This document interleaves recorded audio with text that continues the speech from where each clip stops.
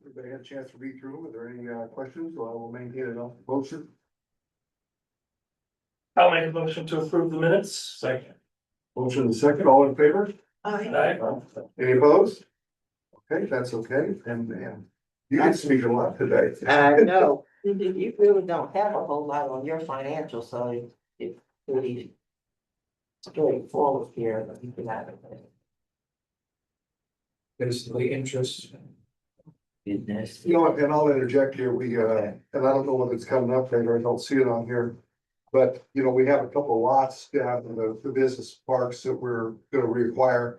One of them's gonna be a little bit more difficult than the other one, and I'm not mentioning which one, but we're working on reacquiring those. The other lot, they wanted to hold on to it for a little while longer. They had some leads that might pan out in a year or two, and I said, no, because basically then you're using us as your marketing arm. We'll take a lot back, and if you find somebody that wants to, is interested in that, we'll certainly sell it. But, we'll need to get those back in our inventory so we can market them, for what they're supposed to be, and then to bring. I just sit there empty, but to bring jobs, things like that to it. But, anybody wants to know the particulars on any one of those, please, question me or ask Lisa, she can give you all the, but, one that we started, what, 6 months ago? And it's still a challenge, but I do know she is still actively working on that. yes. Hi. Is this meeting public? Yeah, Sure. come on in. Come on in. I said, Anywhere you like. Anywhere there's a Anywhere there's a free free seat, open seat. seat.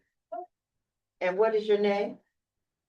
Annette Holton, Nanette, and Manette. Yes. So do we need a motion to approve the treasurer's report? I gotta go over that. Shit. Nanette? I was about to, I got started early. Okay.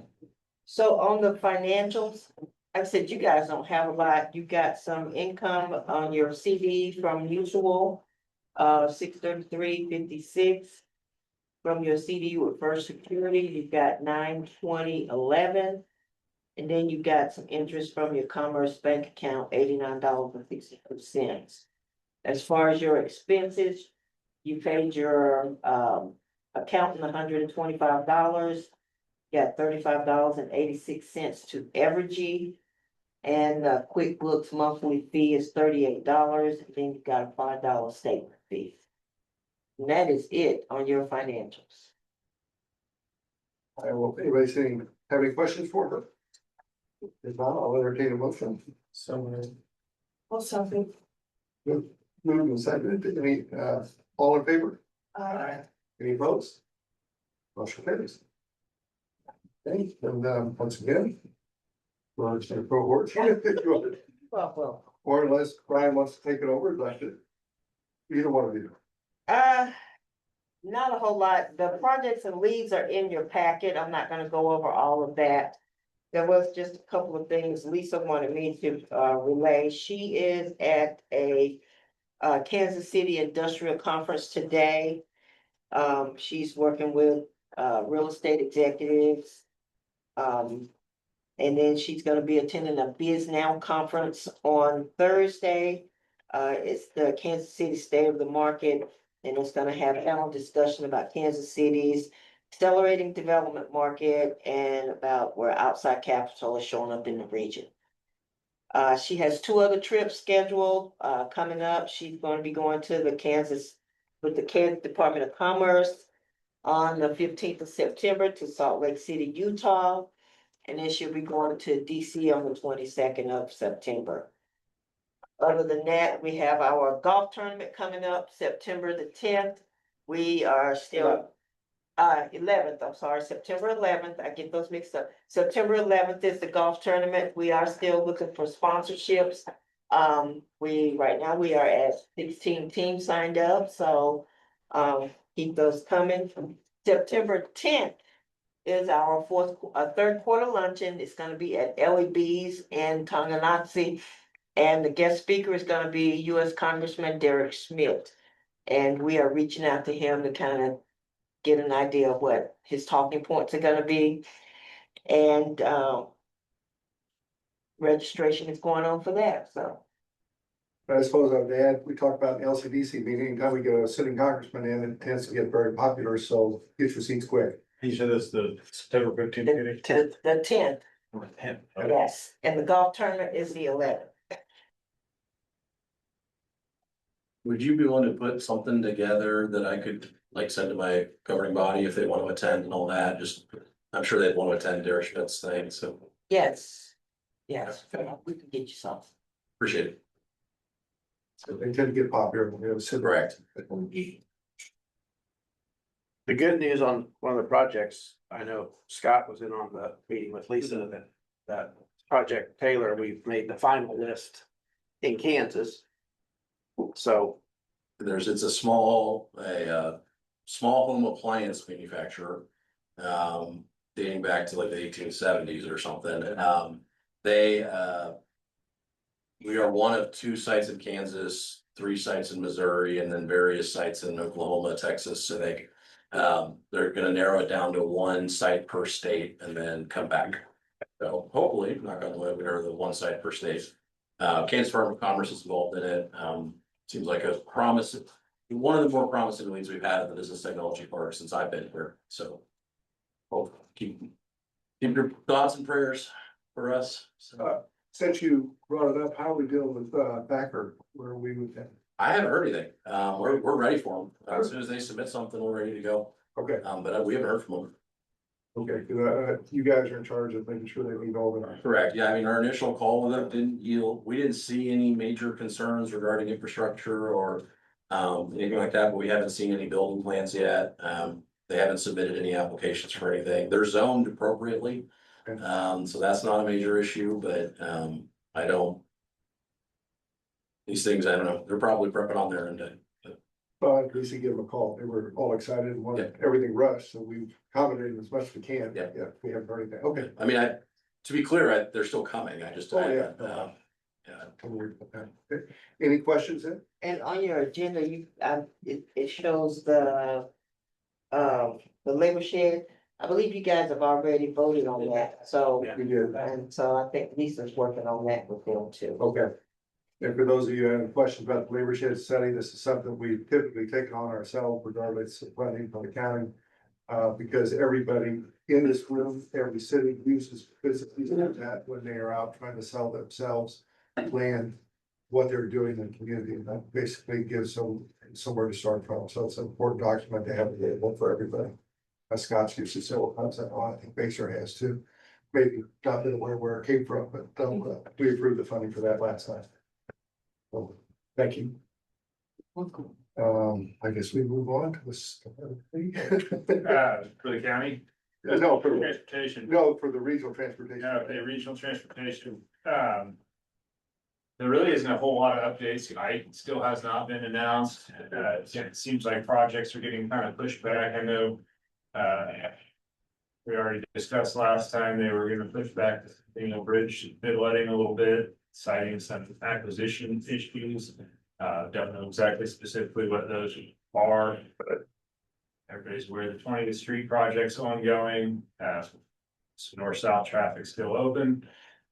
Other than that, there aren't really a lot of KDOT projects that I'm overly aware of that are kicking off. Most of what work they were going to do is already kind of gone through its course this summer. From a county perspective, we still have several bridge projects ongoing. And with a couple of lane closures, Golden Road did open. So those of you who use Golden Road down south to get over to DeSoto, that project is, those roads are still open. There'll be a few delays in the upcoming weeks while they try to clean up some dirt work and take out about a 7 foot cottonwood tree that needs to be removed. That's part of the project limits that they've been putting off to the very end. So they will run a flagger during those operations, but Golden Road is back up, open and operational. The other thing that would possibly be of interest to this group and obviously to the city of Baser is the Board of Zoning Appeals did hear the variance request from Pinehurst Development Group over on Evans Road. And the BZA voted to not accept their variance for their roadway spacing requirements in the county. And so they will need to go back to the drawing board on that. That's I believe 550 lot subdivision. It was asking for a variance for the roadway spacing requirements of the county, regulations, because that is still, limits is still fully maintained by the county, and the city and the county don't have an active interlocal agreement for the roadway maintenance of that location. And so, they were looking at a 300-foot spacing, I believe, between the two roads, which is not adequate for our current standards for a road with over 1,000 vehicles a day. And so I would anticipate they'll either appeal that to district court, or they will come up with a new layout of their subdivision that does meet the spacing requirements of the county. But that is a very large property with a lot of lots. That is now kind of at a standstill until we either see an appeal or they submit to the city a new preliminary plat layout. Other than that, tomorrow at the Board of County Commissioner meeting, I will be presenting, there was the money set aside by Cloverleaf that, as the board directed staff to do so, we went and did RFQs. So there is a phase 1 RFQ for pre-project development that will go before the Board of County Commissioners. It was reviewed by the selection committee, and SMH was the firm that was recommended to move forward. At this time, there was an addendum to that RFQ to include a wastewater study, but we have separated the roadway work and design from the wastewater portion of it. Regardless of whether or not that project moves forward, the county will own those plans. Specifically, and probably the most important to the county is that included a mill and overlay of County Route 1. And so we would be able to lead a mill and overlay on that roadway with that plan set without having to go back out to design. So there would be no cost to the county, regardless of any approval or denials of that application.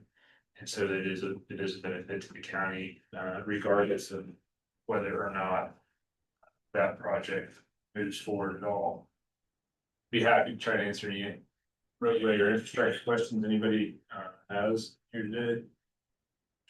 In regard to that study that you just mentioned, you said that the wastewater treatment piece was separated out from the roads. Mm-hmm. Is that part of this RFQ as well, or is that later on down the road? Well, we did it as part of this RFQ. We did an addendum to the roadway RFQ. So the original RFQ had a 3-phase approach that was articulated, with only phase 1 being currently. So phase 1 included some turning lanes and some safety improvements to the current roadway in 222nd Street, and then a mill and overlay of County Route 1 from US 24 to the turnpike. And then phase 2 would have been if it were to move forward, that would include about 6 miles of roadway improvements and full design. And then after the project was over, we have to go back and patch the road and do some cleanup work at the end of it. But we did an addendum to our advertisement that included a wastewater study for the Cow Creek watershed, and the pricing that we received on that portion of the project was extremely high. And so we are looking at what the other consultant that did submit on that would propose for pricing, because it was in excess of the amount of funds set aside by a considerable margin, almost double. And so we are currently looking at other options for what that cost should be, because we felt it was much higher than we were originally looking at. And so we wanted to move forward with what we could at this time, and then we are still actively engaged in trying to define that, because regardless of this application as well, a watershed study for that Cow Creek watershed, it is a gravity fed system that would extend clear south of the turnpike, and that would be based upon the zoning and land use in a corridor. And so we would have that information. It's something that could have been done a long time ago when they did the rezoning of that corridor, but Obviously, it's not cheap, it's hundreds of thousands of dollars, so.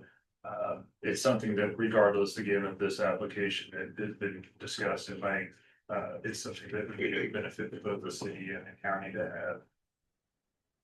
They would identify the interceptors and whether or not that's going to be pumped back uphill to the city or a separate packaging facility was going to be placed somewhere, but it would help us start to move down that path of future development.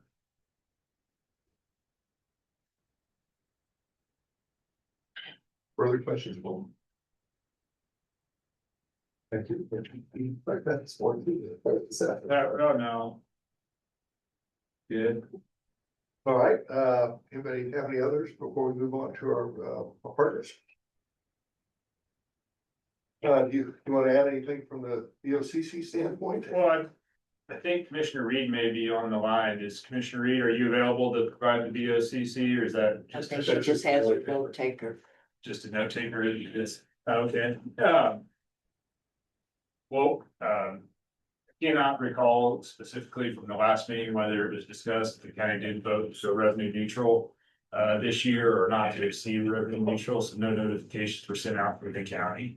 And so for the 2027 budget cycle, it will be a revenue neutral entity on everyone's tax statements, so. Increases that come in cost from your 2026 taxes are not coming from the county this year.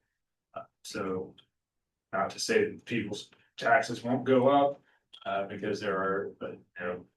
Everyone in this room probably already understands there's a lot of different tax communities, but the county did vote to go revenue neutral. Other than that, the meetings continue to be well attended and a lot of public comments being provided by the public regarding mostly the data center. But we are moving through other business as well that would say I would defer to Commissioner Smith to provide that update in the future. Sure. You can answer your question before he dumps everything off on Mike, but. I mean, I can answer any questions anybody has about upcoming agenda items or within the public works department. All right, let's see here. Well, Josh, you were a late comer, but you're on my list. What do you got? So the state released their had the press release regarding alternative transportation plans, and City of Lansing got a grant for $1 million to connect essentially the high school back up to 4-H, which is really important for us, I think, moving forward. So we're excited about that. But You guys were the highest grant award, right? second, but who's counting? Three. This is a trail system, Yeah, right? trail, sidewalk, trail system, design work, all that stuff goes next year. So we'll see what happens with that. Take credit wherever you can. And hey, listen, let me be very clear. That was Tim's thing. Tim did an excellent job with the grants. So next time you see him, shake his hand, tell him, and give him his flowers. And do all that good stuff. So there's that. And then we're just kind of, normal life is, in the city. You got a couple of Monroe Manor starting to pick up steam with their building permits, so that's coming in through my office. And that's kind of where we're at. Plans coming along. Yeah. For long, we'll be talking about your grant writer in the same level of respect as we talked about base. Something like that. Yeah. So, Tim's, I think that's a spirited competition. Let's see what we do. Exactly. That's what we need. I mean, we Bring can all. it to Leavenworth County. Exactly. Rising tide, so. Sherry? Sure. I tried to condense it. It's just amazing what's happening. So, right now we've got 14 new and ongoing residential properties that are currently at various phases of build out. We've got 7 new commercial developments. I think last month I mentioned McDonald's was coming by the Fairway grocery store. Now we've also got Dunkin' Donuts coming. They're gonna be on the east side of Taco Bell. We've also got a tree and plant nursery, storage units, an ice cream and coffee shop, We're also in the final stages of some new office spaces in the old suburban building off the 155th Street. And then the high school and early learning center and the tennis courts for the high school have all been completed now, so they're ready for the students this fall. Our cinema Sundays are complete for the summer. We'll start up again next year. We've got our final Thursday concert this week, so it'll be this Thursday. And then also, we're doing something new on September 3rd. We're gonna have a candlelight concert, and it'll be violinists from Brazil. So bring your chairs and come out and relax if you want to. We've got our mayor's golf tournament coming up. It'll be at Falcon Lakes again this year. We're full already with 36 teams. And the proceeds will go to help local families. 158th and Parallel is now open. We're continuing the design on the roundabout at 155th and Wolf Creek Parkway. We're continuing to submit grants for roads, parks, and equipment, so hopefully we'll have some announcements by the end of the year. And then as far as our permits, for single-family permits, as of August, we've got 77, multifamily 35, and commercial 2. Yeah, very much. Things are still happening in the southern Yes. county. They are. Jake, George, who wants to call? Who wants the mic? I will defer to George to start. Thanks, Jake. I appreciate you. I will keep it fairly brief since I gave an update just last week at LCBC, but we're moving forward with the budget. Again, from the city's perspective, we proposed a flat mill. We collect for the library district and they wanted an increase. And so when the notices, R&R notices go out, unfortunately, the county doesn't put a separate line item to allow the city to separate from the library. And so you can probably guess when people got those notices and now we're getting calls at City Hall of why is the city asking for more money and raising the tax rate? So that's always fun. Road projects, Main Street is going to be a mill and overlay. Unfortunately, the way it got scheduled, it couldn't be done before school started. And so if you're not familiar with Tonganoxie, it kind of connects 2440 to the downtown. So, but that project's going to be getting underway here in the next couple of weeks. Our 14th Street project, which would be the new intersection kind of on the southwest side of town. We've submitted the KDOT for the access management grant funding and got that conversation started after the city council gave the nod to submit the application for it. The other thing is our wastewater treatment plant project. It's split into 2 phases, doubles our daily capacity. Phase 1 of that is approaching 35–40% completion. And so we're excited. Crossland's doing that project for us, and they're doing a fantastic job. And that really, again, doubling the daily capacity really shows that Tonganoxie's got the infrastructure in place to get development projects moving. We're seeing, well, and we opened the second Casey's in town, right? So you've made it when you have bookend Casey's developments in your community. And so the one kind of on the southwest side of town is not really that old of a facility. I think it's 3 or 4 years old.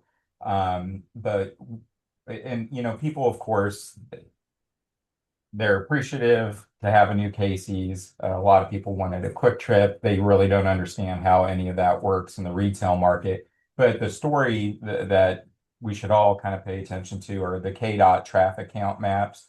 So just in Tonganoxie, if you look at that store at the southwest location, we have like just under, well, the last traffic counts KDOT did were in 2025. But that location sees just under 7,000 cars a day. When you go to the east side of town, it's almost at 14,000 cars a day. And by the time that eastbound traffic makes it to Baser, that bumped Baser's numbers up to 18,000. And of course, that's why you're seeing some of that retail interest, in my opinion. Drive time analysis and traffic counts do just as much for retail as rooftops do. But we're excited to see that second store opening. And then as that store opened, we just happened to have a couple of pre-development meetings in place with additional retailers, fast casual dining, and so we're hoping to see some of that movement as well. With that, I'll turn it over to Jake if he's got anything to add. Thank you. I will just echo everything George said. It's just like everyone else, there's a lot of things going on and just trying to balance them all out. You know, if anybody has read up on the BOCC packet for tomorrow, I believe there's an inclusion and some discussion of the difference between unincorporated benefits versus annexation benefits. And they are quite staggering. So I in particular am looking forward to hearing that presentation and the insights of the commission. Yeah, if I recall, and I saw some of those notes, you know, the project out, the Tall Grass Prairie thing out there, I was, you know, would be a $47 million benefit to the county when our entire budget right now is just 38. So, yeah, it's gonna be interesting. Yeah. Interesting. City of Leavenworth, Scott, Nancy, who wants the podium? Mayor Bowder? I'll defer to Scott. He's more knowledgeable than I am right now. All right, I will do what I can. Core Civic, obviously, big news there. DHS purchased the facility from Core Civic for a hefty sum of money. We're still working with them on what that would mean for the special use permit, impact fees, discussion of a pilot there, payment of lieu taxes for the property tax revenue that could be lost. I have no answers for any of that yet. We are waiting on DHS and Core Civic to finalize their new amended management agreement. And that will tell us a lot about how they're going to approach this moving forward. We are in constant contact with Core Civic still. The relationship there is good locally. I've spoken with the warden already twice today, actually. The Core Civic has told us that they plan on continuing to pay the impact fees as much as they can from that special use permit. And then they've also said that they're working with DHS on all of these facilities that they have sold, not just ours, but the one in Minnesota and California as well, to try to continue paying the lost property tax revenue for all those communities. They sold in joint the same time they sold the facility here in Leavenworth, they sold a facility in Minnesota. That facility is like 30% of that community's property tax revenue. So they're obviously in much more dire straits than we are with that. So I think there's a lot of eagerness on all sides to see that result. So for what it's worth, though it's out there in the community that you know, the city or the protesters or whoever chased them away. I think this was a business decision because Appleton, Minnesota is an entirely different scenario than us, and they sold that facility too. So for what it's worth. Road projects, we've got a lot going on. Obviously, 25th Spruce KDOT project, that's moving forward. 10th and Limit still continuing. That will probably be wrapped up in October. Obviously not going to be done. That and the 20th Street projects and the Violet Street projects won't be completed by the time school starts. But we will have, is today the first day of school? Yeah. Police and public works personnel are out there during pickup and drop off to manage traffic. If there's any issues out there, we'll be monitoring it. We are currently working on a housing incentive policy, so prepared for that in the next few months. That will discuss how the commission wants to address housing incentives like RHID, NRA, things like that, both in the downtown and out in the surrounding communities. And finally, Mayor Bowder has proposed a moratorium on data centers here in the city of Leavenworth. That is just so that we can get our ducks in order in case we have an application. How the city wants to address it. We don't have anything in our zoning that addresses data centers. They're not mentioned at all. So getting that process going, even if I don't know how the moratorium will vote, that'll be early in September. Even if that moratorium doesn't pass, some of these processes we still need to get in place, like zoning, things like that, get ready for it. To be clear, we have no open applications. I have not had any conversations with anybody from the data center community. This is more just getting out in front of things, learning the lessons from our friends out in the county in Tonganoxie. And making sure that, if it comes our way, we are ready for it. But, you know, again, there is nothing to my knowledge that's on the radar. So I don't want to set off any alarm bells that don't need to be set off, but, we're just preparing, for that eventuality. So. That's all I have. Nancy, you wanna throw in anything at the end here?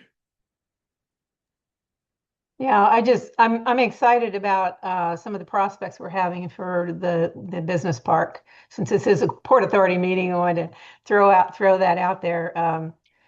It's good to see because we haven't seen anything for so long, and I know everybody else is having some of that too. So thank you guys for all you do. The Port Authority is so important to our community, as is LCDC, and I'm going to keep stressing that. I don't like to see our partners at LCDC being treated badly, and I just they work so hard. Lisa works so hard. Mary, the staff, they all work very hard to provide for us to provide better properties and provide taxes for us to help our communities. So that's all I got to say. Thank you guys so much. Thank you, Nancy. Three kinds of Nancy. Anybody got anything else? I didn't quite make your meeting. You're doing good though. You're doing good. Because like. Second. Oh, I'm sorry. I guess I could mention for any of the cities that are here, that there's an RHID webinar tomorrow being put on by the state. If anybody's interested, I'd be glad to send the information if they want to sign up to listen. Is that what you sent me? I can push it out again if you want. Well, I think it went to the directors. I didn't know if any of the city administrative staff is interested in those. And you know, or if you want to send it to the city, it's up to you either way. I just know it's tomorrow morning, so I thought if anybody still wanted to sign up and listen to what's coming, out of the state, it might be good. I'm sure everybody's rushing down to VOCC meeting tomorrow. Is anybody going on a popcorn vending machine with me around the county commission chambers tomorrow? Makes some money. As I said. Send a motion to adjourn. Is moved and second, all in favor? Aye. Any opposed? It says it means VOCC. You're close. You guys have to win it. You just offered a couple of minutes. I know. Shortest meeting ever. I got two calls. from Properties, Soda. the 28 block. Say that. Yes, would be, Oh, yeah. 10 phone calls from my phone. And I know my brother said about it. I say, we're chilling, so we your brother's up there.